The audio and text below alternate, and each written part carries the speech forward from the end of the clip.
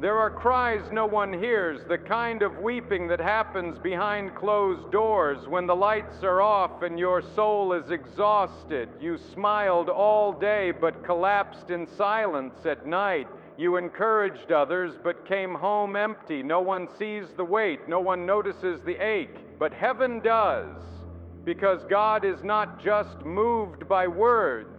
He is moved by what words cannot carry. He is the God who sees the cry behind the eyes. He hears the sob you buried under your breath.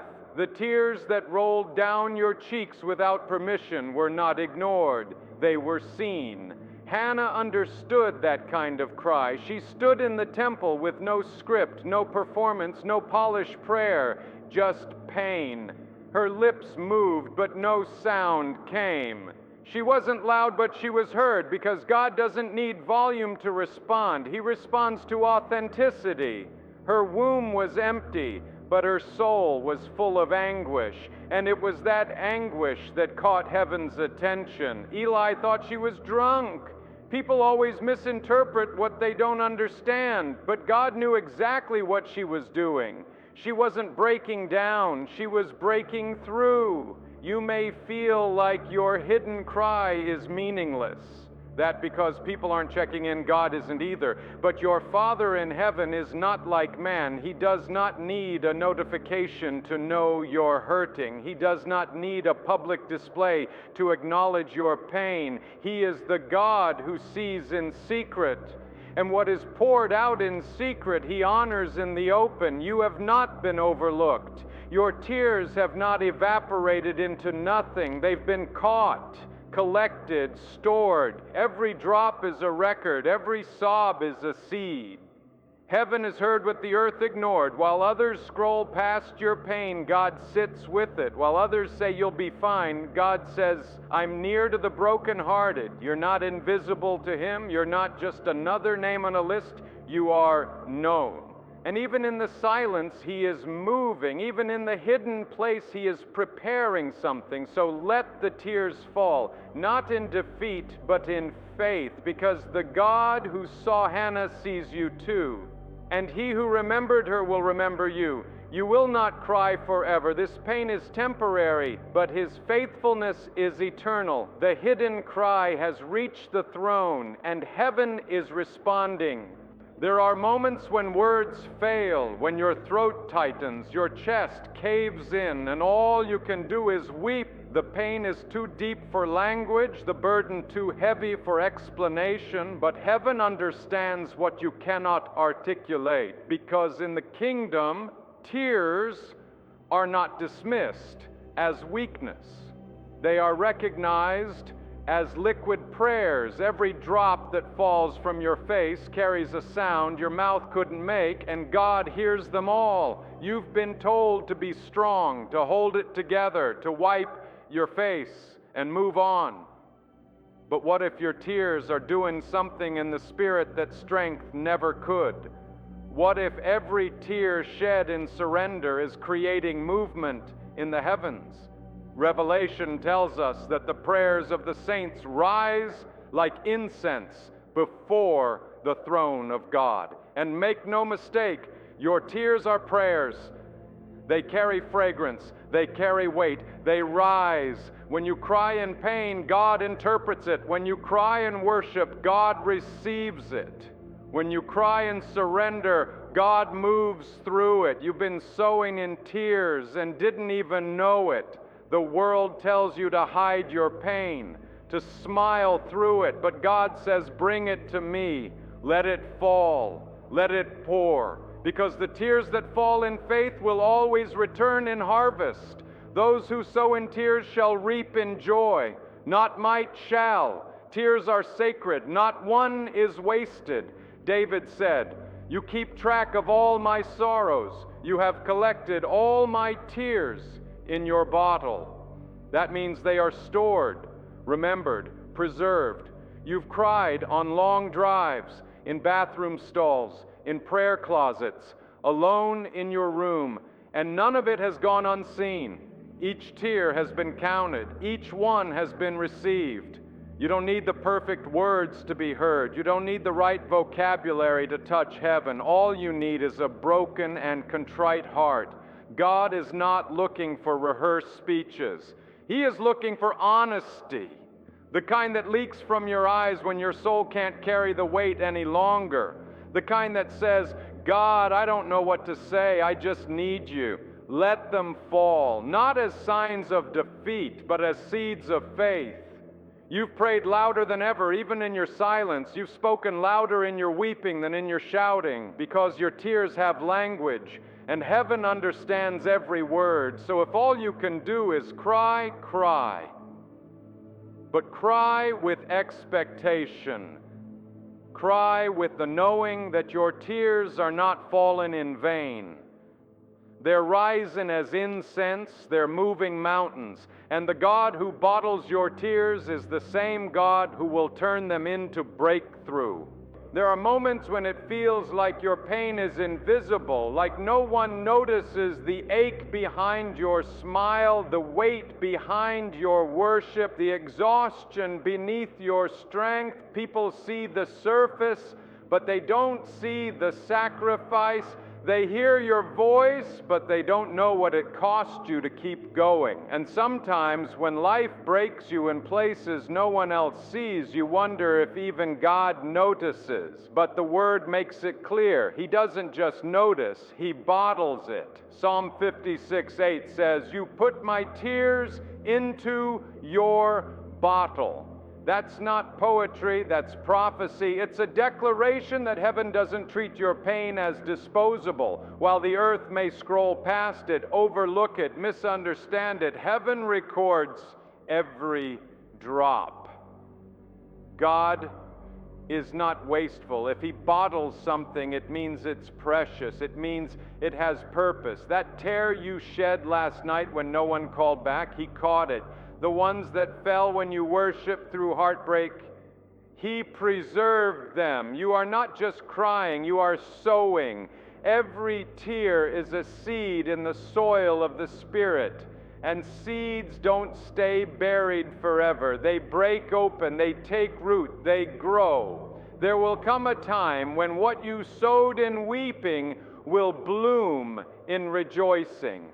The tears you thought were moments of breakdown are actually birthing moments of breakthrough. They are part of your becoming. Heaven doesn't ignore what earth overlooks. Where man sees weakness, God sees worship. Where others say, get over it, God says, I'm holding it. When people walk past your pain, God sits in it. And not only does He sit with you, He writes it down. Every tear is a line in your story. Every cry is a verse in your testimony. And God is the author who wastes nothing. You didn't cry in vain. You didn't endure in vain. What felt like abandonment was actually attention, divine attention. And when God bottles your tears, He is preparing to pour something back out. There will be an outpouring. There will be a return. There will be a harvest for the pain no one saw but heaven.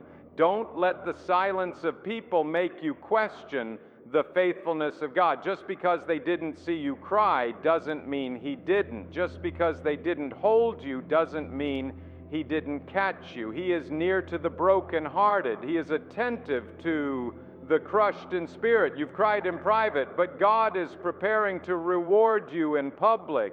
Because not one tear is lost, not one moment is forgotten. Heaven has a bottle with your name on it, and when the time comes, He'll take what was sown in sorrow and return it in joy. There is a lie the enemy loves to whisper in the waiting. God forgot about you. He wants you to think that silence means abandonment, that delay means denial. But heaven does not move by pressure, emotion, or panic. Heaven moves by appointment, and your breakthrough is not random, it is scheduled. Ecclesiastes says there is a time for everything, a season for every purpose under heaven. That includes your healing. That includes your open door. That includes the answer to the prayer you've been crying about. You may not know the date, but God does. You may feel like nothing is happening, but heaven is counting down. There is a clock ticking in the unseen, and when the fullness of time comes, nothing can stop what God has ordained. Your tears are not ignored. They are not just falling, they are being timed. Each one carries weight. Each one holds prophetic momentum. And when the appointed time comes, those tears become a catalyst for glory. You haven't just been weeping, you've been planting, and harvest always comes in the right season, not early, not late, right on time. The righteous are not exempt from tears, but their tears have timelines. Job cried, David cried, Hannah wept bitterly, even Jesus wept.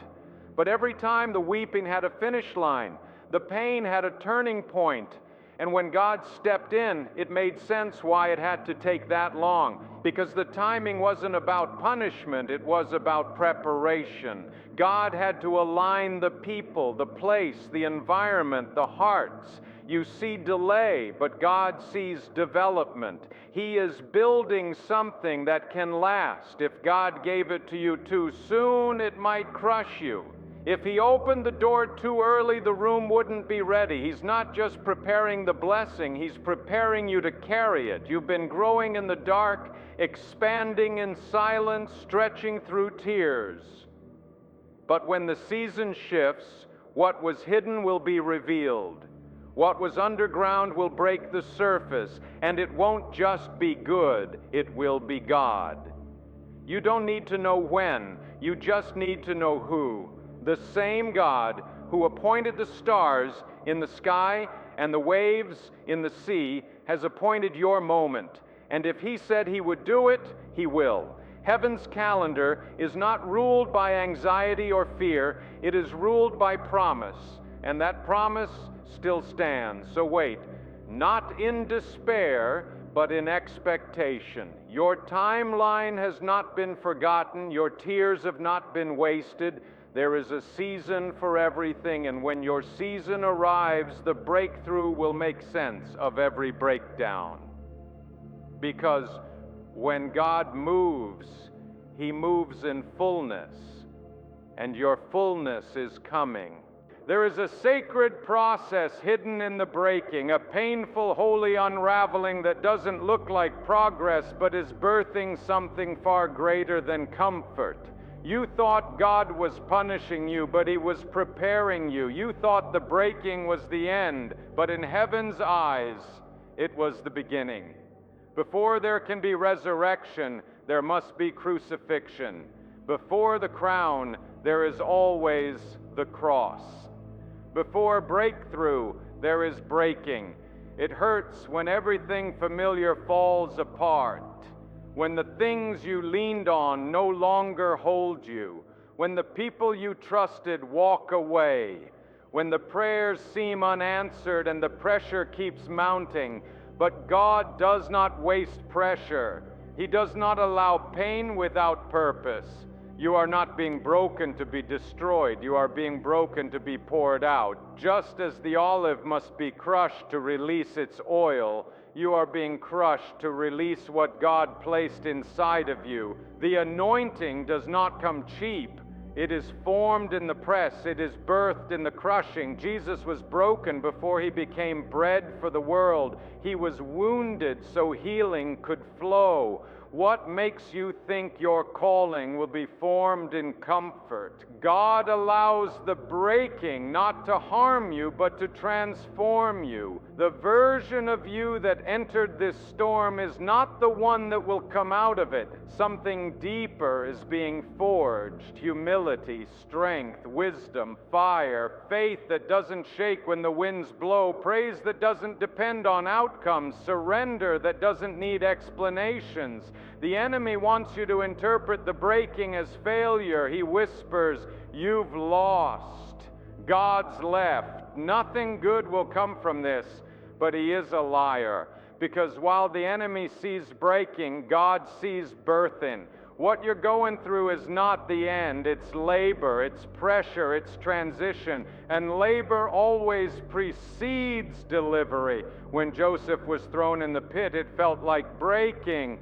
But that pit was part of the path to the palace. When David was overlooked in the field, it felt like breaking, but that field prepared him for the throne. When Jesus was hanging on the cross, it looked like defeat, but 3 days later, the stone rolled away and history changed forever. Heaven has a pattern. Breaking always comes before rising. So don't curse the breaking. Don't run from the process.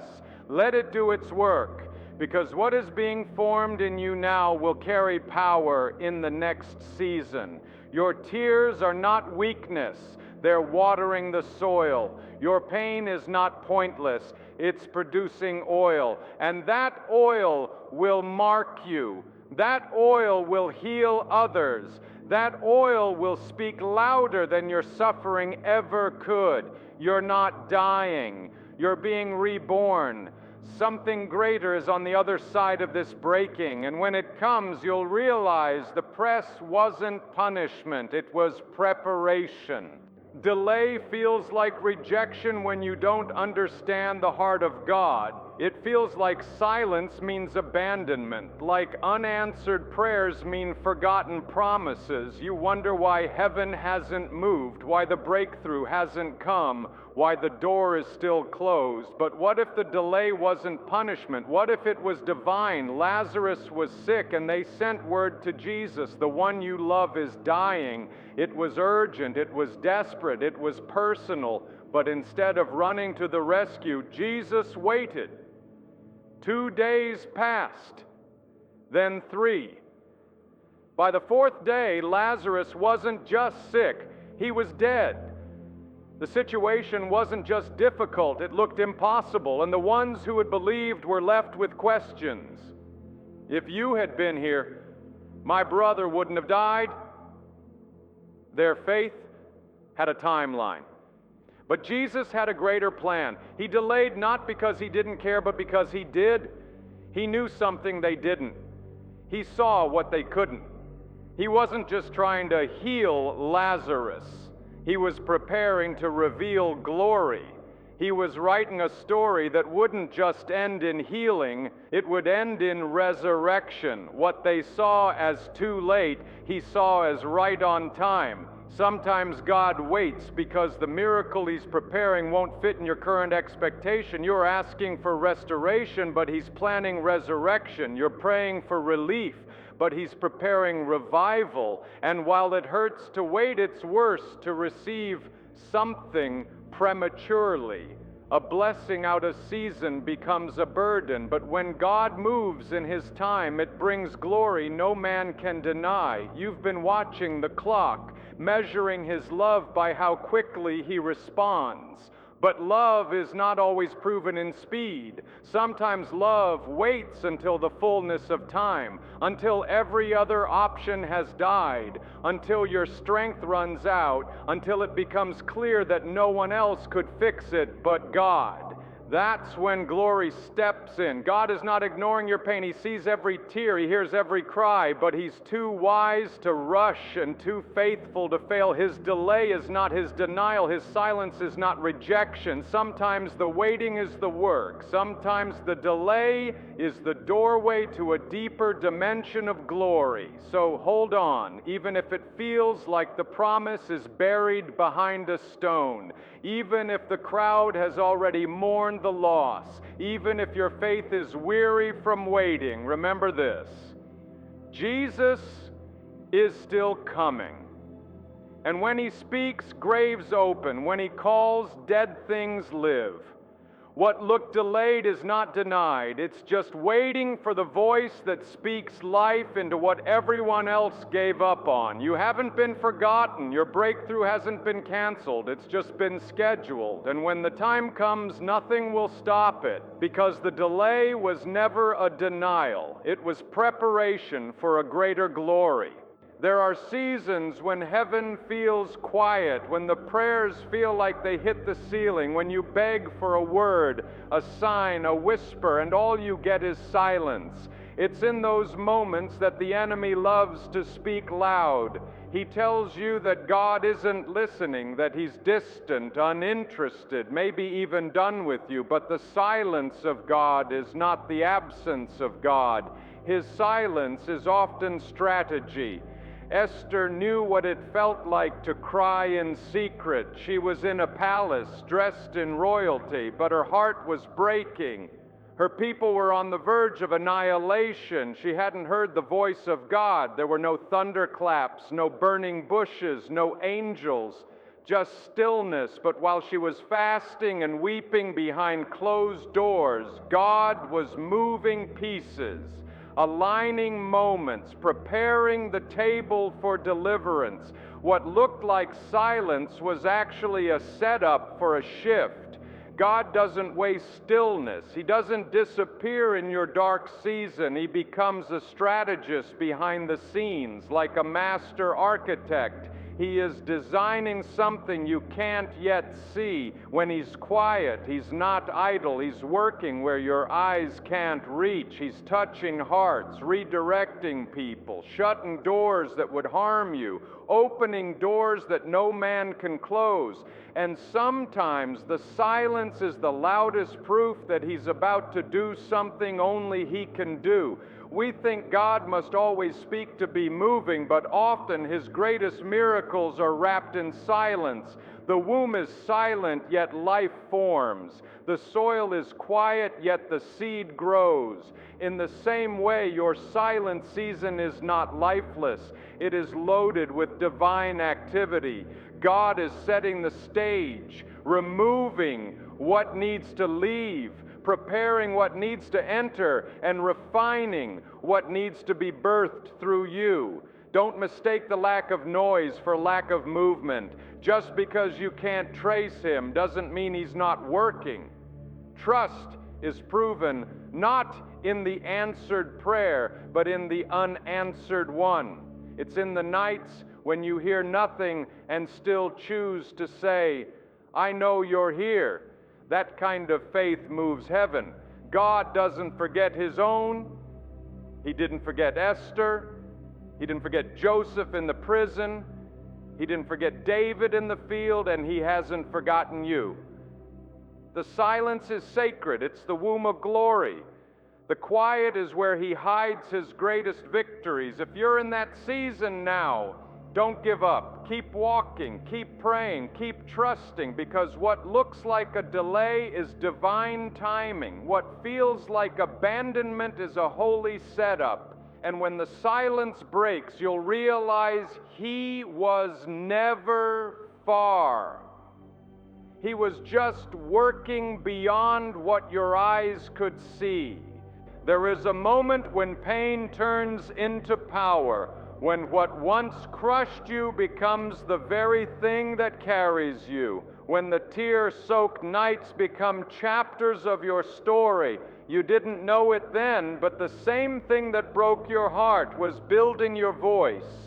The tears you thought would drown you were watering your future. God was not punishing you. He was preparing your testimony. You cried for healing. You cried for answers. You cried for breakthrough. And in the middle of your weeping, you couldn't see it. But heaven was writing something eternal. God doesn't waste wounds. He transforms them. The places where you bled are now becoming altars of His glory. You walked through fire, but you're still here. And now your scars are preaching louder than any sermon ever could. This is how He works. He takes broken pieces and creates messages that deliver others. He takes silent cries and turns them into songs of freedom. You thought you were being buried, but you were being planted, and now the roots run deep, deeper than pain, deeper than fear. You've been anchored through the storm, and now you carry something unshakable. What once made you question God will now be the thing that helps others find Him. The very place where you almost quit will be the place where others find hope. Your tears were not in vain. They were writing a story, not one of defeat, but of redemption.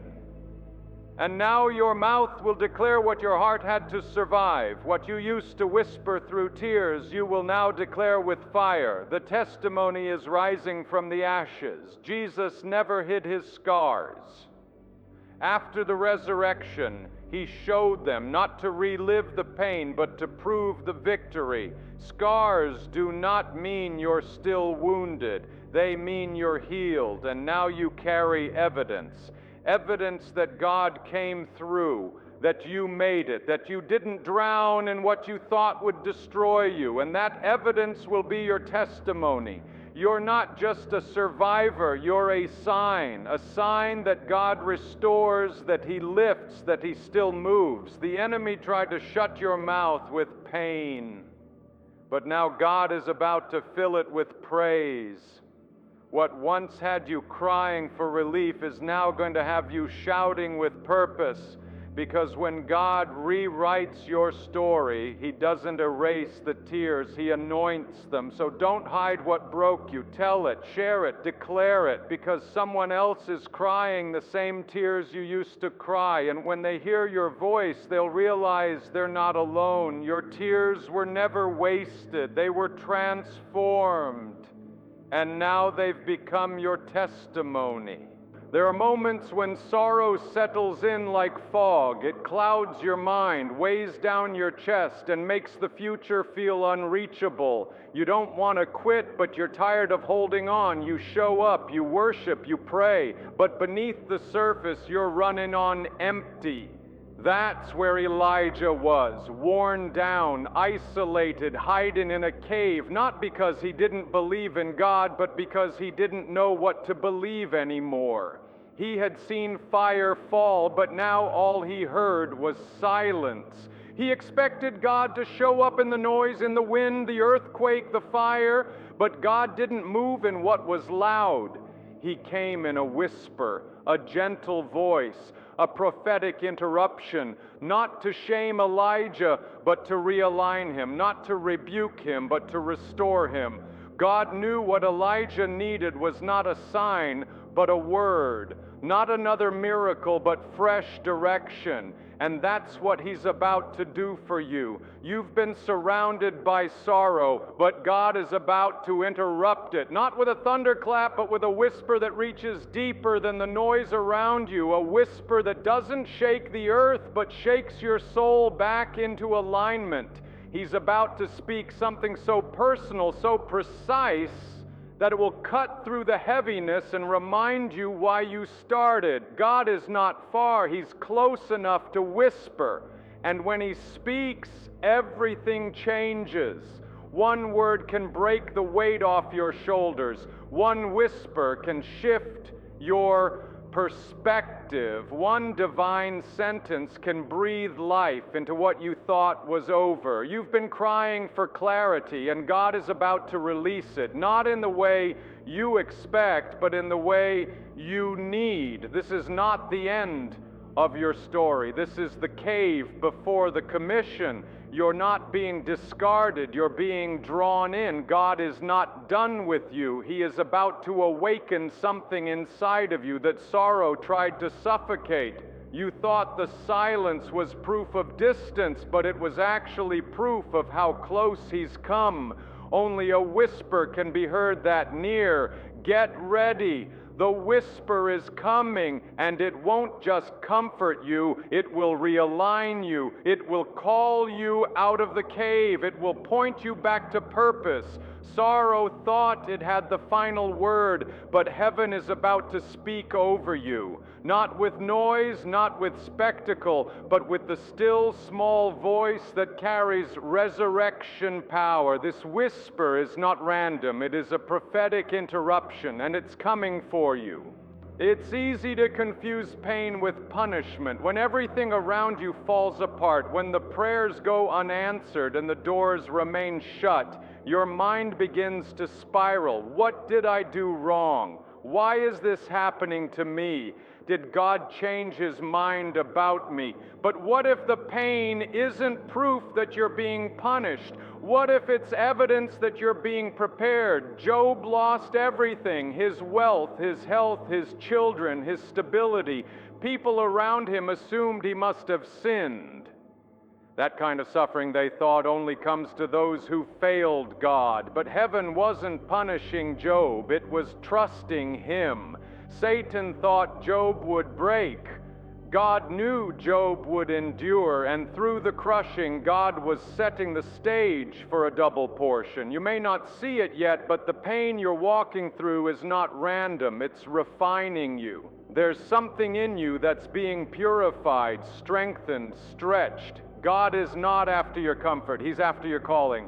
And sometimes the road to that calling is paved with tears, not because you're rejected, but because you're being refined for something weightier than what you're carrying now. Preparation rarely feels like promotion. It feels like loss. It feels like isolation. It feels like pressure. But the wilderness is not the absence of God. It's the workshop of God. It's where he shapes character, builds resilience, and deepens dependency. Jesus was led by the Spirit into the wilderness, not because he was in sin, but because he was in assignment. And what happened after the wilderness? Power, authority, release. The tears you're shedding now are watering a version of you that's stronger, wiser, more anointed, more surrendered. God doesn't waste anything. If he's allowing it, he's using it. Not one breakdown is without purpose. Not one night of weeping is without strategy. Heaven sees what you cannot. And while you're begging for relief, God is building resilience. You're not being pushed away. You're being drawn deeper. You're not being disqualified. You're being equipped. This fire isn't here to burn you. It's here to purify you. The old is being stripped so the new can rise. You've been asking for breakthrough, and God is answering through breaking. You asked to be used, and he's shaping you into a vessel that can carry the weight of what's coming. Don't misread the season. This is not divine abandonment. This is divine alignment. Heaven's not against you. It's getting you ready, because what you carry next cannot rest on who you used to be. So cry if you must. Mourn what you lost. But know this: you are not being punished. You are being prepared. And when the season shifts, you'll see it clearly. The pain was not the end. It was the beginning of becoming. Heaven is not forgetful. God does not overlook what the world ignores. While others pass by your struggle, heaven keeps perfect score. Every sleepless night, every silent breakdown, every battle you fought alone. None of it has gone unnoticed. God saw you when you were too exhausted to pray. He heard the sigh you didn't have words for. He caught the tears before they hit the floor. You thought you were forgotten, but you've been remembered by name. Malachi 3:16 says, "A book of remembrance was written for those who feared the Lord and thought upon his name." That means God writes things down.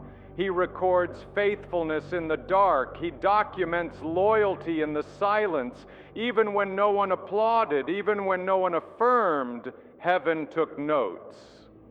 While people judged your struggle, God preserved your story. You may feel like the pain was pointless, like the seasons you survived were buried and erased, but heaven is keeping score. Not to punish, but to reward. Not to shame, but to restore. God remembers what others forget. He remembers the days you showed up to serve while bleeding inside. He remembers the moments you worshiped while grieving. He remembers the times you held on to your integrity when compromise looked easier.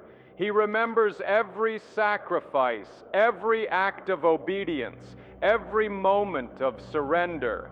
He sees it all. There are rewards reserved for those who endure. There is honor for those who suffer in silence and still choose to remain faithful. There is glory for those who refuse to let go, even when nothing around them changes. You may not have a platform, but you have a record, and heaven is keeping it.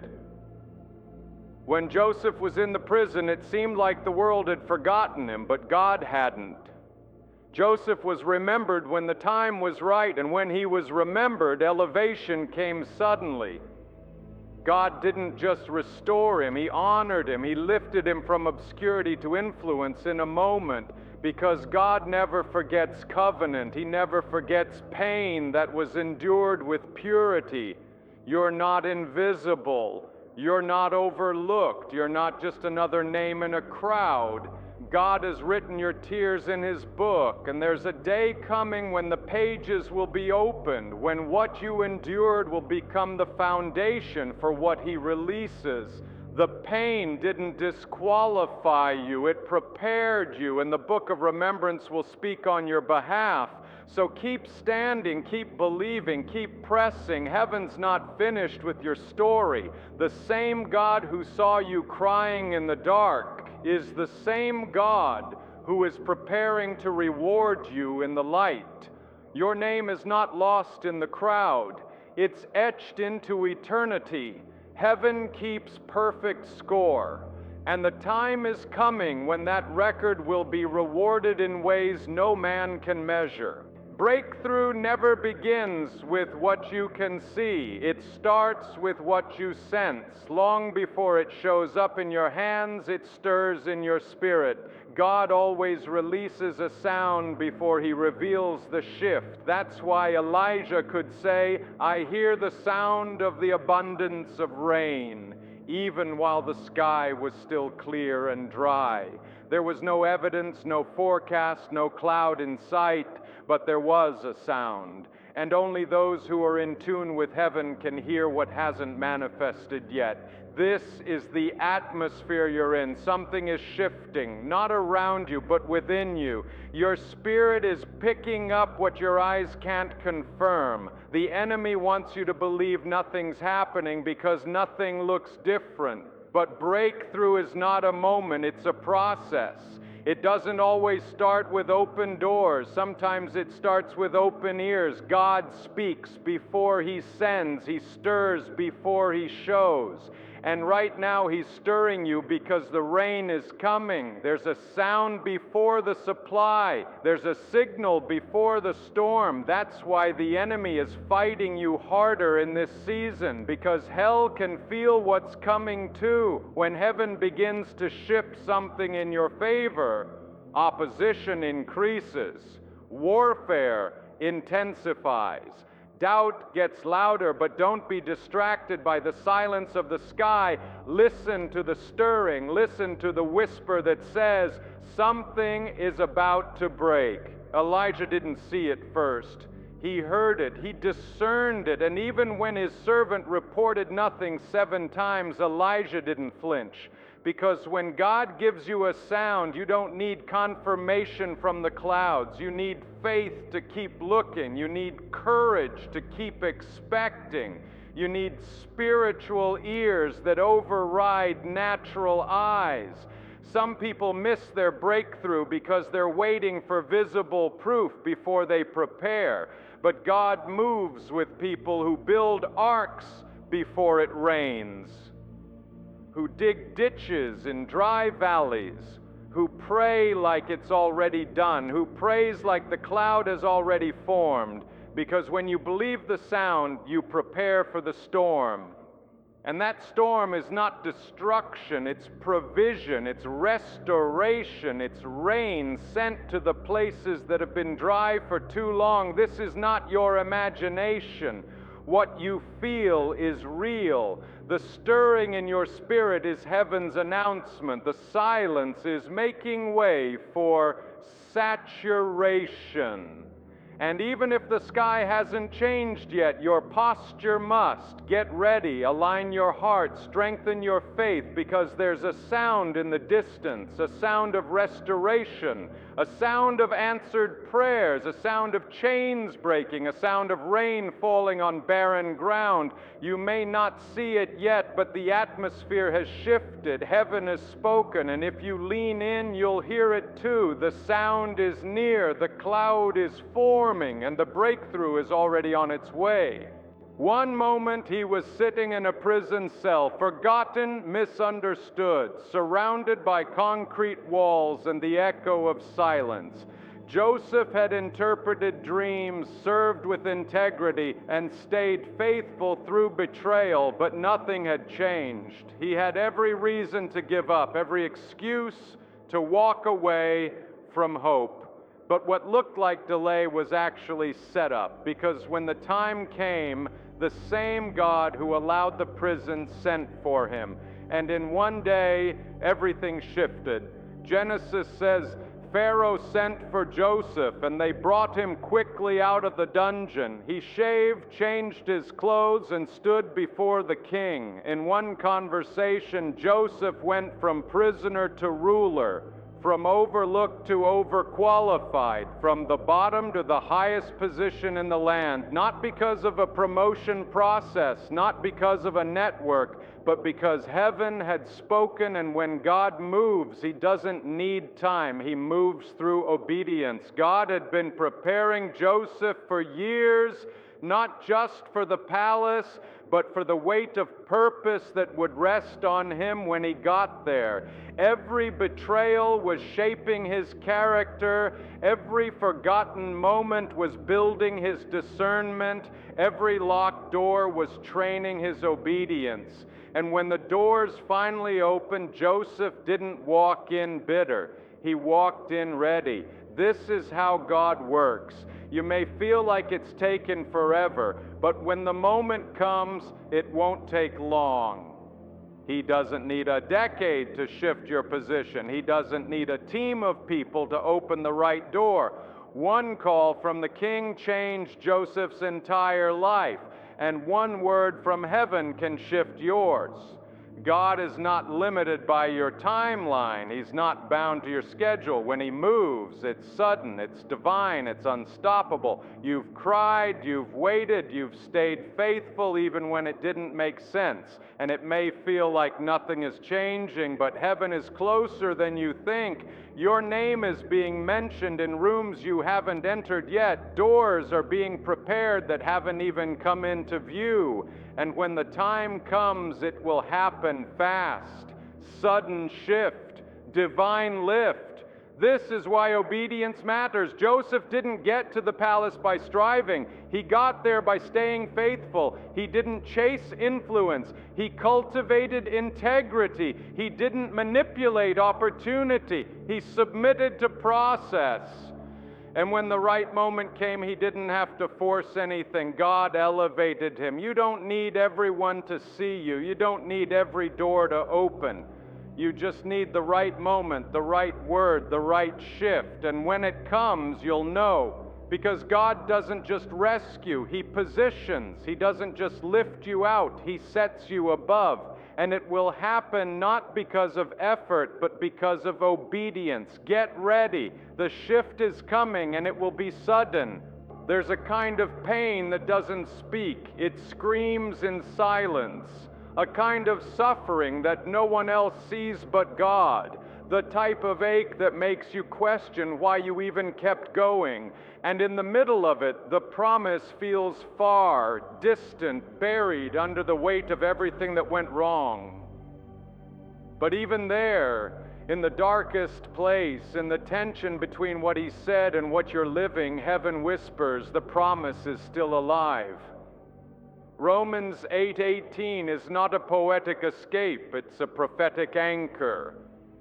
The sufferings of this present time are not worthy to be compared with the glory that shall be revealed. That means the pain has an expiration date. That means what's coming is heavier than what's hurting. The weight of the promise will always outweigh the sting of the process. And no matter how deep the breaking, glory is still ahead. God is not ignorant of your tears. He's not blind to your wrestle, but He is committed to your becoming. And sometimes becoming looks like pain. Sometimes it looks like carrying what you don't understand, walking through what you didn't choose, and still holding on to what He said.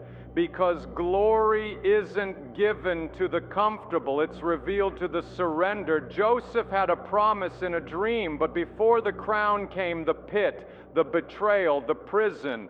David had an anointing, but before the throne came the wilderness, the rejection, the spears thrown by Saul. Even Jesus carried a cross before He wore a crown. The pattern hasn't changed, but neither has the outcome. There's always glory after this. The enemy wants you to believe the pain disqualifies you, that the detour erased the promise, but God wastes nothing, not even your suffering. Every delay, every disappointment, every breakdown is being woven into the weight of what's coming. You are not going through this for nothing. Heaven is investing glory into your story.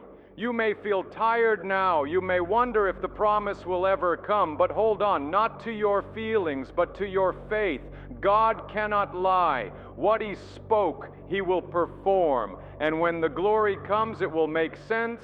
The tears will turn into testimony. The pain will become power.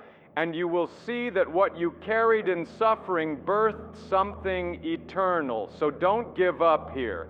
This is not your ending. It's just the part where it hurts before it heals, the part where the night feels long but morning is promised. The promise is greater, the glory is coming, and when it arrives, it will silence every lie that told you to quit. Heaven remembers, God rewards, and there is still glory after this. There comes a moment when heaven says enough, when the weeping has done its work, when the season of sorrow gives way to a season of singing. You've been through the dark, cried in silence, questioned everything, and still chose to stand. And now the night is lifting, the weight is shifting, the winds are changing, not because you forced it, but because the assignment of your tears has been fulfilled. Psalm 35 wasn't written as a metaphor. It's a divine law. Weeping may endure for a night, but joy comes in the morning. That means sorrow has a time limit. Pain has an expiration date. Grief has a boundary. And when heaven declares morning, everything that tried to hold you in the night has to let go. Your morning isn't just a clock striking 12. It's a spiritual declaration, a prophetic shift, the light breaking through what felt permanent. Your tears were not wasted. They were doing more than expressing pain. They were preparing the ground for joy. They were softening the soil of your heart for something new to grow. They were making room for what's next. And now the shift is here. What you cried about is about to shift into what you praise about. The very thing that crushed you is about to crown you. You've sown in sorrow, but now it's time to reap in joy. The God who collected your tears is the same God who is about to release your harvest. He didn't just watch you weep, He walked with you through it. He sat with you in the night. And now He's standing at the edge of your new day, calling you forward. The grave clothes don't fit anymore. The heaviness can't stay. It's time to rise. This is not hype, it's heaven. This is not just a new season, it's a new assignment. The fire refined you, the pressure matured you, the silence taught you to trust.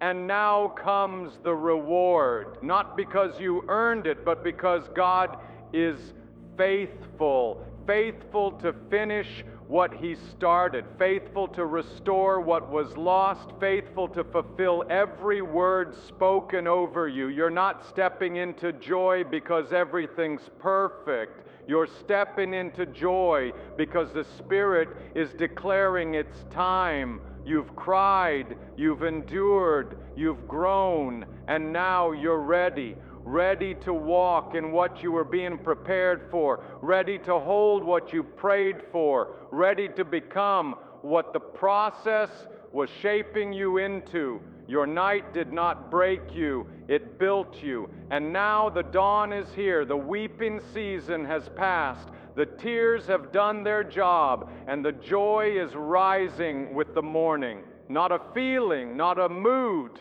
but a move of God, a breakthrough that announces you made it. Welcome to your morning.